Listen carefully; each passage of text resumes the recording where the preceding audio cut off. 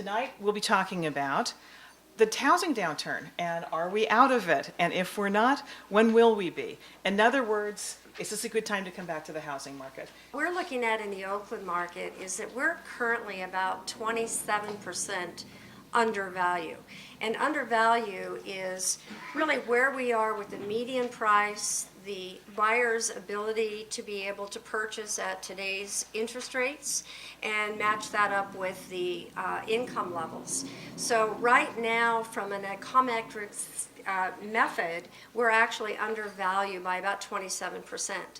Are we at the bottom? Most of the economists that I'm working with suggest that 2011 is going to be when things really start taking on some momentum. This year is likely to be better than last year. It's going to take job growth to really start seeing some teeth into the equation, but we do see that 2011 should be a pretty good year. Now, part of that is a result of the fact that we are out of inventory. We are diminishing our new home inventory at levels that I have not seen in 30 years. Just to give you an example, we are producing only about 15 to 20% of the permits that we typically provide in the Bay Area.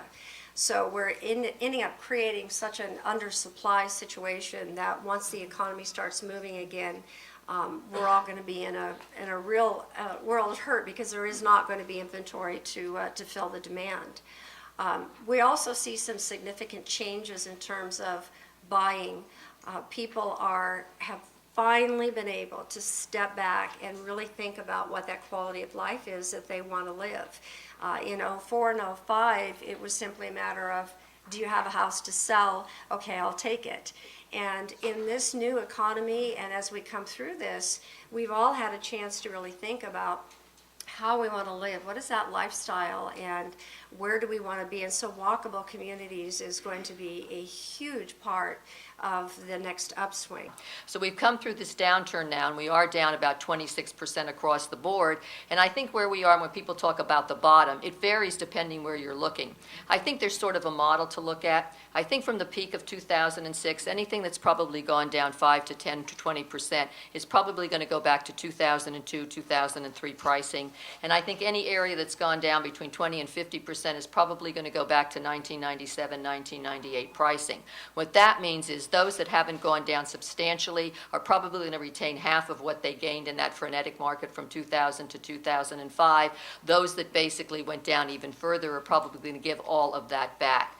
Now, real estate, the way we look at it now is it's coming way back to the model where people are going to be required to put something down, have decent FICO scores, so proof of basically working, etc. And what we see out there is obviously different pockets of the market. So some are close to the bottom. Some are beginning to stabilize. Case Schiller came out today and actually said that we were only down basically from the fourth quarter of 2008, 2.5%, which is a good thing.